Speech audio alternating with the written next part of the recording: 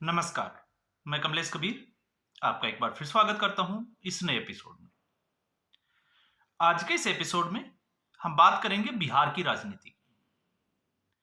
इससे पहले हमने एक वीडियो में बात की थी जब नीतीश कुमार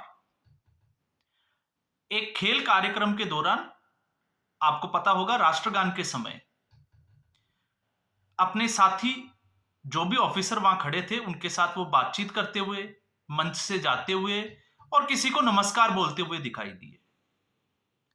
और उसके बाद एक बार फिर सुर्खियों में आ गया कि नीतीश कुमार की तबीयत जो है वो अब ठीक नहीं है। और ऐसा पहले नहीं, पिछले साल भर से अगर आप देखोगे, जिस तरीके से एनडीए की जब सरकार बनी थी, नीतीश कुमार इंडिया अलायंस से बाहर निकले थे और भारतीय जनता पार्टी के साथ आ गए थे। जब सरकार को लोकसभा चुनाव के बाद समर्थन देना था तो उस वक्त पार्टी के नेता होने के नाते सबको समर्थन पत्र पे सिग्नेचर करने होते हैं, हस्ताक्षर। और जब हस्ताक्षर करने की बारी आई तो नीतीश कुमार ने एक बार नहीं, दो बार हस्ताक्षर कर दिए थे। उसके बाद में जिस तरीके से प्रधानमंत्री नरेंद्र मोदी के पैर छूते हुए दिखाई दिए, लेकिन उसको जो है वो प्रधानमंत्री ने लाडले वर्ड संबोधित करके और उसको जो है वो घुमा दिया गया। फिर उसके बाद में एक बार जनता दरबार में भी ऐसा ही कुछ देखने को मिला। तो नीतीश कुमार के लिए जो है वो कड़ी जुड़ती चली जा रही है। अब वो राजनीति में कहें हम, चाहे व्यक्तिगत जीवन में, उम्र का तकाजा, वो हम सब जो है वो इसकी बात कर सकते हैं। और हम ये भी देख सकते हैं कि इस बार बिहार विधानसभा चुनाव, तो नीतीश कुमार का अगर स्वास्थ्य, मानसिक स्वास्थ्य की अगर हम बात करें, अगर वो इसी तरीके से रहा तो क्या वो प्रशासन चलाने के लिए उपयुक्त व्यक्ति है या सीएम के कैंडिडेट है? इसको लेकर चारों तरफ जो है वो राजनीतिक गलियारों में चर्चा जोरों पर थी। और मीडिया तो आप समझते ही हो, मैं हमेशा कहता हूं कि मीडिया के दोनों वर्ग, चाहे वो दरबारी मीडिया हो, वामपंथी, और दूसरा हम बात करें कि प्रो बीजेपी मीडिया, वो इसी तरीके को लेकर जो है वो खबरें चलाते रहते हैं। दरबारी मीडिया वो जब से नीतीश कुमार एनडीए में गए हैं तब से, आज नहीं, 24 घंटे में नहीं, 48 घंटे में नीतीश कुमार पलटी मारने वाले हैं, लालू से बात हो गई, तेजस्वी से बात हो गई, तमाम तरीके की जो है वो अफवाहें चलाते रहते हैं। और इधर जो है वो प्रो बीजेपी जो है वो भी इसी तरीके का काम कर रहे हैं। लेकिन अगर आप फैक्ट्स को देखें, हमने उस वक्त भी बात की थी कि अमित शाह का जो है वो ऐसे समय में बिहार का दौरा, और उसके बाद जो चीजें जो है वो खुलकर सामने आएगी कि नीतीश कुमार मुख्यमंत्री का चेहरा होंगे या नहीं होंगे। अब ऐसी सूरत में अमित शाह पटना पहुंचे, बापू सभागार में, या हम कहें कि बापू सभागार के सहकारिता विभाग में जिस तरीके से अमित शाह की मीटिंग चली एनडीए के नेताओं के साथ, एनडीए में जेडीयू भी आ गया और भारतीय जनता पार्टी भी, और बाकी छोटे मोटे दल भी आ गए। अब उस मीटिंग को लेकर जो है वो अलग अलग तरीके के कयास लगाए जा रहे हैं। बट अगर फैक्ट्स को समझना है तो हमें समझना पड़ेगा कि आखिर मीटिंग जो है वो कितने समय चली। तो खबर यह है कि 25 से 30 मिनट तक जो है वो ये मीटिंग चली। अब क्या आप ऐसी मीटिंग में जो 25 से 30 मिनट चली हो, क्या यह पॉसिबल है कि उसमें मुख्यमंत्री के चेहरे पे या मुख्यमंत्री के नाम के ऊपर मंथन किया गया होगा? तो मुझे लगता है कि ऐसा तो बिल्कुल भी नहीं हुआ होगा, क्योंकि यह एक ऐसा विषय है कि कोई पार्टी में कोई नेता नाराज तो नहीं हो जाएगा, डिसीजन कैसे लेना है, उसके नुकसान क्या है, उसके फायदे क्या है, तो यह काम 25 से 30 मिनट का काम नहीं हो सकता। तो यह तो साफ तौर से तय है कि एनडीए में इस बात को लेकर जिस तरीके से मीडिया जो है वो दिखा रहा है, उस तरीके का मतभेद तो बिल्कुल भी नहीं है। और अगर ऐसा होता तो ये मीटिंग 2 से 3 घंटे, या मुझे लगता है कि इससे ज्यादा भी चली होती। और फिर उसके बाद में, क्योंकि भारतीय जनता पार्टी में अगर नंबर 2 की पोजीशन पे कोई नेता है तो वो है अमित शाह। और यह भी समझना पड़ेगा कि अमित शाह के जो शब्द हैं वो क्या मायने रखते हैं, वो भी भारतीय जनता पार्टी में। और जब से वो गृह मंत्री बने हैं उसके बाद से आप उनका ट्रैक रिकॉर्ड उठा के देख लीजिए, नपी तुली बात करना। अब जब उन्होंने उस मीटिंग के बाद में ये कहा कि नीतीश कुमार के नेतृत्व में ही चुनाव लड़ा जाएगा, अब इसको लेकर भी जो है वो मीडिया दुविधा में है। और दुविधा की वजह क्या है? एक मीडिया वर्ग ये कहता है कि नहीं, नीतीश कुमार के जो है वो ही मुख्यमंत्री होंगे और उन्हीं के अंडर में चुनाव लड़ा जाएगा। दूसरे ये कहते हैं कि अमित शाह की जो राजनीति है वो अलग तरीके की है और उसको लेकर अब चर्चा ये है कि हो सकता है कि चुनाव जीतने के बाद में नीतीश कुमार को मुख्यमंत्री नहीं बनाया जाए। अब दोनों संभावनाएं जो है वो प्रबल है। अब इन दोनों संभावनाओं को हमें समझना है तो सबसे पहले समझना पड़ेगा कुछ बिहार की राजनीति और कुछ भारतीय जनता पार्टी के दूसरे राज्यों की राजनीति को। तो जब बिहार की राजनीति की हम बात करते हैं तो जब से नीतीश कुमार सत्ता में आए हैं, अभी की हम बात नहीं कर रहे, एक समय था जब लालू प्रसाद यादव के जंगल राज की चर्चा होती थी और लालू प्रसाद यादव का प्रमुख वोटर है वो आपको पता है यादव समाज। अब ऐसी स्थिति में लालू प्रसाद यादव नीतीश कुमार के सुशासन के सामने जब शुरुआत में ये आए तो आप देखोगे कि 2015 तक लालू प्रसाद यादव का ग्राफ जो है वो लगातार हम ये कहें कि नीचे गया। तो सोचने वाली बात यह है कि लालू प्रसाद यादव को वापस से जिंदा किसने किया? तो लालू प्रसाद यादव की आरजेडी पार्टी को वापस से जिंदा किया नीतीश कुमार ने। जब नीतीश कुमार एनडीए से निकलकर महागठबंधन का हिस्सा बने और आपको पता होगा महागठबंधन में जाकर नीतीश कुमार ने लालू प्रसाद यादव के साथ मिलकर सरकार बनाई, मुख्यमंत्री नीतीश कुमार बने।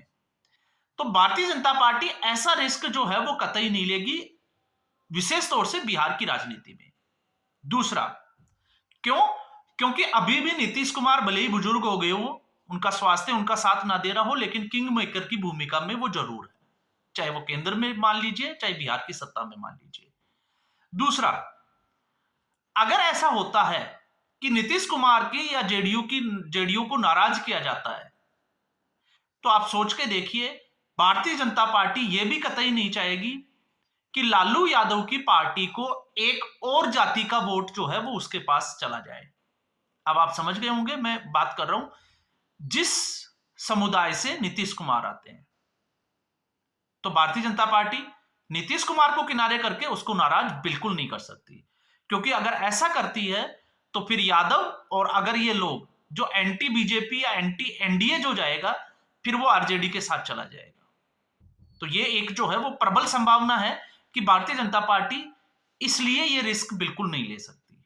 और एक तीसरा और आता है, ऐसी स्थिति में प्रशांत किशोर को भी हमें नजरअंदाज नहीं करना चाहिए, क्योंकि भारतीय जनता पार्टी को पता है कि अगर कोई वोटर जो है वो भारतीय जनता पार्टी का या एंटी इनकम्बेंसी जो वोटर है नीतीश कुमार का वो प्रशांत किशोर के साथ चला जाए, उसमें जो है वो भारतीय जनता पार्टी और एनडीए को विशेष तौर से नुकसान नहीं है।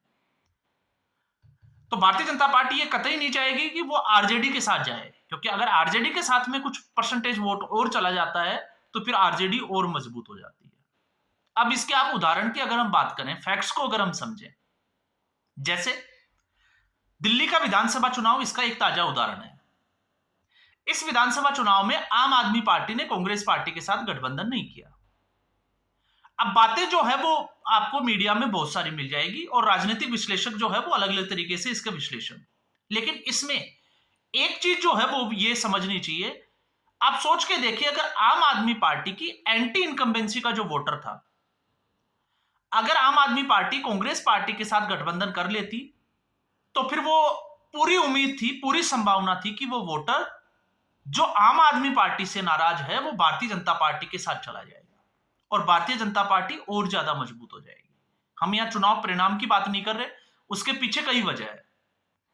तो आम आदमी पार्टी ने कांग्रेस पार्टी के साथ गठबंधन नहीं किया, इसलिए जो वोटर जिसको हम कहते हैं एंटी बीजेपी वोटर जो है या नरेंद्र मोदी के या मोदी विरोधी जो वोटर है वो भारतीय जनता पार्टी के साथ नहीं जाकर आम आदमी पार्टी से जो निकला वो कांग्रेस पार्टी के साथ चला गया। तो यहां पर ये इसका जो है वो बड़ा उदाहरण आपको देखने को मिल सकता है। तो ऐसी गलती भारतीय जनता पार्टी बिहार में कतई नहीं करना चाहेगी।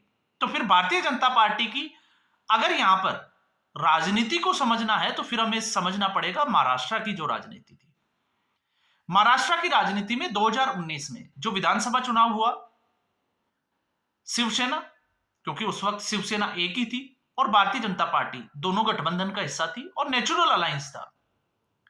उद्धव ठाकरे के एक जिसको कहते हैं कि महत्वाकांक्षा के चलते गठबंधन टूटा और उद्धव ठाकरे महाविकास आघाड़ी के साथ चले गए और भारतीय जनता पार्टी अपोजिशन में। अब ऐसी स्थिति में एकनाथ शिंदे का जो है वो शिवसेना को तोड़ना और लगभग 40 एमएलए के साथ में, नेताओं के साथ में भारतीय जनता पार्टी के साथ सरकार बना लेना। अब फर्स्ट प्रायोरिटी में एकनाथ शिंदे को रखा गया, एकनाथ शिंदे को मुख्यमंत्री बना दिया गया। देवेंद्र फडणवीस जो पहले भी मुख्यमंत्री रह चुके थे, वो उप मुख्यमंत्री पद से ही संतुष्ट रहे। फिर बारी थी विधानसभा चुनाव की। लोकसभा चुनाव परिणाम वो भारतीय जनता पार्टी और एनडीए के फेवर में नहीं था। तो पूरे लोकसभा चुनाव में भारतीय जनता पार्टी और शिवसेना एक साथ दिखाई दी और आपको पता होगा आज तक के ही एक मंच के ऊपर जब देवेंद्र फडणवीस से, और आपको यह भी पता होगा एक बार जब मंच पे दोनों एकनाथ शिंदे और देवेंद्र फडणवीस दोनों ही थे और देवेंद्र फडणवीस से मुख्यमंत्री का सवाल पे जब मुख्यमंत्री पद के नाम के ऊपर जब सवाल पूछा तो उन्होंने कहा कि हमारे मुख्यमंत्री तो एकनाथ शिंदे ही है और हम इन्हीं के नेतृत्व में इस चुनाव में जा रहे हैं, उन्हीं के नेतृत्व में चुनाव लड़ रहे हैं। तो चुनाव जो है वो एकनाथ शिंदे के नेतृत्व में लड़ा, लेकिन चुनाव के बाद में जो है वो देवेंद्र फडणवीस। अब उसमें दो चीजें थी, एक आप ये कह सकते हो क्योंकि भारतीय जनता पार्टी इतनी मजबूत होकर निकल के आई चुनाव परिणाम के बाद में कि उन्होंने एकनाथ शिंदे के लिए कोई गुंजाइश ही नहीं छोड़ी, तो दबाव जो है वो एकनाथ शिंदे पे था। अगर भारतीय जनता पार्टी 100 या 90 के आसपास अगर सीटों पे होती तो शायद हो सकता है कि हम यहां पर जो है वो महाराष्ट्र की सूरत कुछ अलग देखते। तो यहां पर बिहार के नजरिए से अगर हम देखते हैं तो हो सकता है कि चुनाव परिणाम के बाद में, जब चुनाव परिणाम आए और उसके बाद में भारतीय जनता पार्टी नीतीश कुमार और जेडीयू के बड़े नेताओं के साथ में बैठकर यह तय करे कि आगे जो है वो राजनीति का चेहरा कौन होगा और शायद नीतीश कुमार को यह अच्छे से समझा भी सके। और ऐसी सूरत में फिर प्रबल संभावनाएं हैं कि मुख्यमंत्री कौन होगा।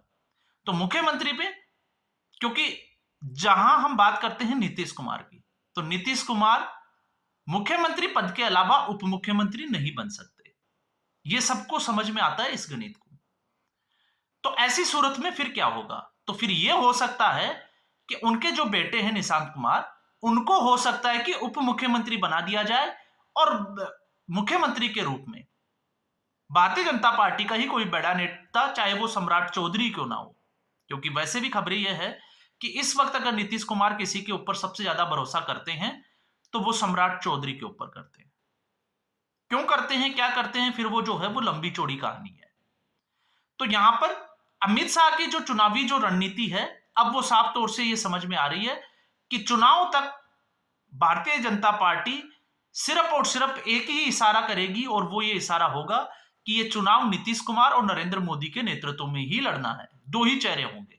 अब प्रधानमंत्री नरेंद्र मोदी मुख्यमंत्री के पद के ऊपर जो है वो बड़ा चेहरा हो नहीं सकते और नीतीश कुमार जहां बात करते हैं, क्योंकि नीतीश कुमार को आपने देखा होगा जिस तरीके से विपक्ष हमलावर है, तो भारतीय जनता पार्टी विपक्ष को मौका भी नहीं चाहेगी और इस मौके को भुनाने की पूरी कोशिश भी करेगी। तो यहां से अमित शाह की अगर आपको स्ट्रेटेजी को समझना है तो फिर आपको थोड़ा सा दिल्ली का विधानसभा चुनाव और थोड़ा सा फिर जो है वो महाराष्ट्र के चुनाव में एक बार फिर से दोबारा आकलन करने की जरूरत है। तब हमें समझ में आएगा कि आने वाले चुनाव में भारतीय जनता पार्टी की एनडीए में जो भूमिका है बिहार की राजनीति में, वो नीतीश कुमार को साथ लेकर क्यों चलेगी और किस हद तक जाकर जो है वो नीतीश कुमार को मुख्यमंत्री पद से, या हम कहें कि उसके बाद में उनके राजनीतिक संन्यास के बारे में सोचा जा सकता है। तो आज के एपिसोड में बस इतना ही। उम्मीद करूंगा वीडियो एपिसोड आपको पसंद आया होगा। वीडियो को लाइक करें, शेयर करें, चैनल जरूर सब्सक्राइब करें। धन्यवाद।